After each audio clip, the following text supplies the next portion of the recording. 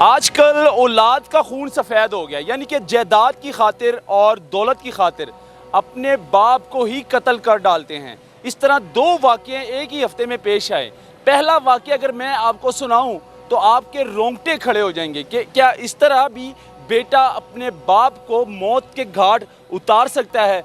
और जब दूसरा वाक़या अगर मैं आपको सुनाऊंगा तो आप परेशान हो जाएंगे कि हमारा मुआशरा किस साइड पर जा रहा है, हम मुसलमान किस साइड पर जा रहे हैं। क्या दौलत ही सब कुछ है, क्या पैसा ही हम मुसलमानों के लिए सब कुछ रह गया है। और रिश्ते जो खून के रिश्ते होते हैं और जिस खून से पैदा होते हैं वो औलाद, वो बेटे, वही अपने बाप के दुश्मन बन जाते हैं सिर्फ जायदाद की खातिर। नाज़रीन, तो पहला एक ऐसा वाक़या पेश आया ज़िला पाकपतन में। अगर मैं आपको सुनाऊंगा तो यकीन माने आपके रोंगटे खड़े हो जाएंगे। एक ही बेटे ने मुबैना तौर पर अपने बाप को ऐसी मौत दी कि देखने वाले भी परेशान रह गए, यानी कि अपने बाप का गर्दन काट कर सर धड़ से अलग कर दिया।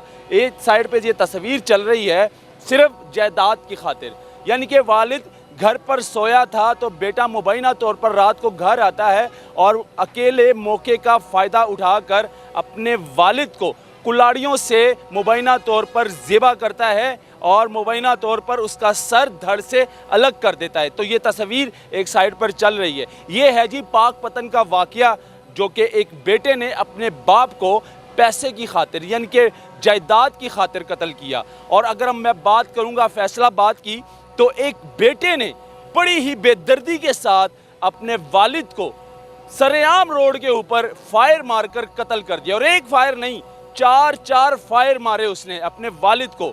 और वालिद का क्या कसूर था कि वालिद ने अपनी सारी जायदाद बेटों के नाम कर दी। लेकिन बाद में क्या होता है कि वालिद किसके साथ रहेगा, कौन से बेटे के साथ रहेगा और कैसे रहेगा, लेकिन ये किसी को भी मंजूर नहीं था। और बेटे ने क्या किया, बड़ी ही बेदर्दी के साथ बाज़ार में वालिद मोटरसाइकिल पर बैठता है और बेटा भाग कर आता है। अब एक साइड पर ये वीडियो चल रही है, इस वीडियो में देखिए कि बेटा किस तरह भाग कर आता है, अपने वालिद को पहले 2 फायर मारता है, उसके बाद जब वालिद नीचे लेटता है, गिर जाता है, उसके बाद फिर बेटा 2 फायर मारता है अपने वालिद को और मौत के घाट उतार देता है। क्या जायदाद भी सब कुछ है हमारे लिए, यानी कि हम इतने बेअसर हो गए हैं और हमारा खून इतना सफ़ेद हो चुका है कि हम ये नहीं देखते हैं कि ये खून का रिश्ता है और ये वालिद है, ये वालिद का रिश्ता है। ये वही वालिद है जो कि सारी उम्र मेहनत करके बच्चे को पाल पोस कर बड़ा करता है, उसके बाद उसकी शादी करवा देता है। शादी के बाद फिर बेटा क्या करता है कि वालिद को मौत के घाट उतार देता है। शर्म से डूब मर जाए वो बेटे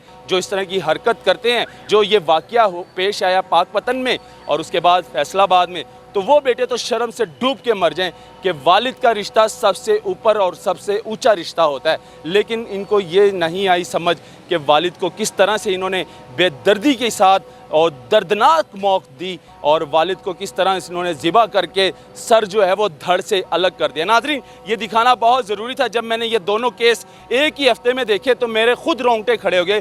क्या एक बेटा अपने वालिद के साथ ऐसे कर सकता है? क्या एक बेटा अपने माँ बाप को इस तरह की मौत दे सकता है? तो जी हाँ, ये इस तरह के वो नकम्मे और वो मेरे पास अल्फाज नहीं है उन बेटों के लिए जो इस तरह की हरकत करते हैं सिर्फ जायदाद की खातिर और दौलत की खातिर। तो ये दिखाना बहुत ज़रूरी था। इसको शेयर करें। मुझे दी इजाज़त। अल्लाह हाफ़िज़।